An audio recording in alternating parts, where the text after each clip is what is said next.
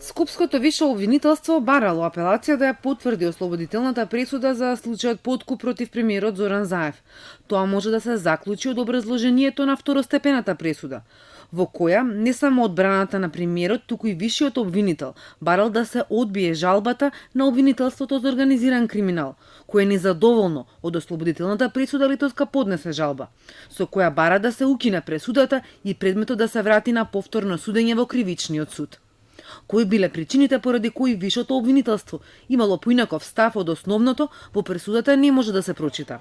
Од преслужбата на обвинителството велат дека законска надлежност е на вишото обвинителство да даде мислење кое може да биде и поинакво од она на основното и дека не е обврзувачко за судиите. Но на кои причини ја базирале одлуката да бараат одбивање на жалбата нема податоци.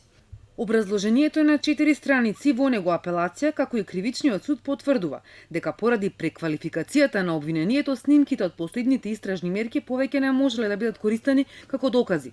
Како круцијален доказ останува сведочењето на бизнисменот Иван Николов. Апелационите судии оценуваат дека имало отстапување и разлики во исказите на Николов, чие сведочење го оценуваат како неконзистентно, несигурно и дека ја доведува под сомнение неговата веродостојност и валидност.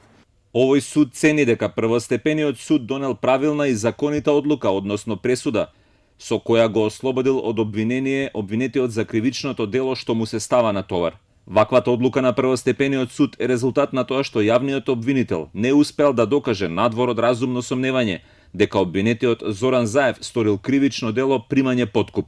Ослободителната пресуда беше донесена во мај минатата година. Судиите од апелација ги разгледувале жалбите на нејавна седница на 26 декември 2018, а јавно е објавена пресудата дури на 1 април годинава.